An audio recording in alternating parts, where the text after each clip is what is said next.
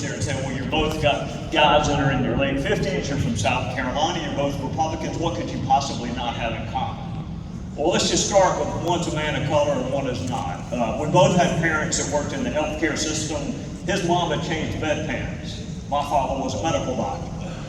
We both had experience with law enforcement. I was a prosecutor for 20 years. He was stopped 9 times while he was an elected official. We were in Columbia together one time, and I walked behind this sedan and it said U.S. Senate number 2, and I said, you know, Senator, I've seen some stupid things in my life, but who in the world would advertise that you're a United States Senator? And he smiled, but only for a second. He said, Trey, I want the police to know that I am not a threat to them, so they will not be a threat to me. I've never thought about that a day in my life. How would I ever know what it's like to see life through the eyes of a black man if I did not have a black man loan me his eyes? The same is also true with being a woman. So I would encourage people to pursue unlikely friendships.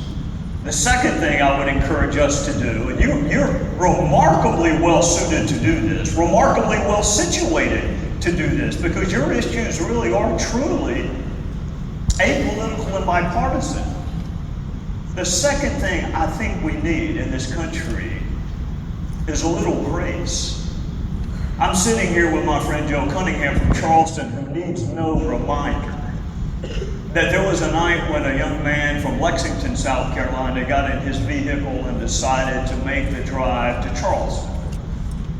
And as a former prosecutor, I think of all the exits he passed and all the mile markers he passed and all the opportunities he had to turn around and change his mind and say, this is a historically tragic idea, this is wrong, this is evil, this is depraved, we're not going to do it.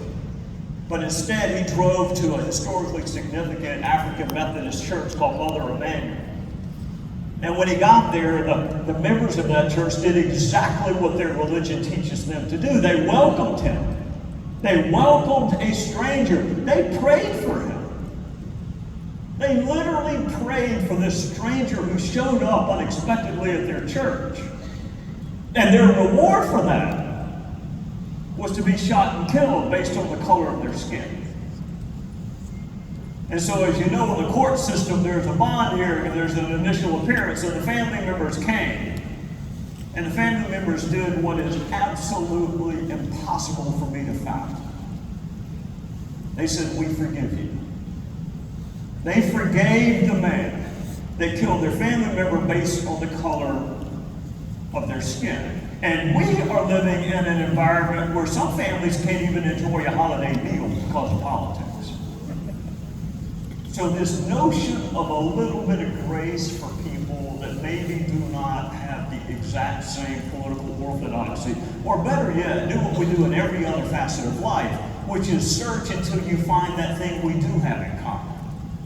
That thing that we both want, whether it's home ownership, whether it's education for our children, whatever it is, search for the commonality instead of what divides us. And the third thing I would respectfully submit that we could all stand to benefit from is getting out of this vacuum where all we hear is validation and ratification and begin to persuade. What made Donna and others so effective when it came to me the time that I was there was their ability to persuade me on issues. I was a homicide prosecutor. If you get charged with murder, you should call me. If it involves a real estate matter, you should not call me. So how do we get back to this notion of persuasion? And this is where I think you're involved. And I did it again yesterday. You fly into this town, Joe, maybe you had the same experience. You're overwhelmed with your own sense of inadequacy. You fly into an airport named for Reagan, into a city named for Washington, with monuments to Dr. King and Thomas Jefferson, and you name it, every building is named after someone famous, every room inside that building, and you were overwhelmed by your own sense of inadequacy. That whatever needs to be changed about this country, somebody else can do it. I didn't run for mayor. I'm not on the Supreme Court. I'm not the governor. Let somebody else do something else so we can become a better country.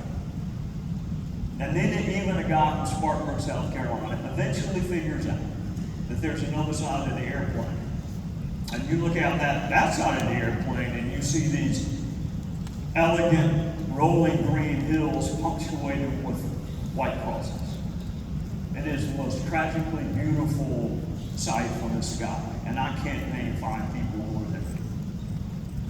So the moral of that story is this country was founded and will be perfected and will be improved and will be changed, not based on the names you know, but on the names that you don't know. Average, ordinary Americans like you, like us now. We just found a cause a little bit bigger than ourselves to believe in. We're living in a divided country. I don't want to die in a divided country. Those are the 3 things that I tell myself that I should do a better job.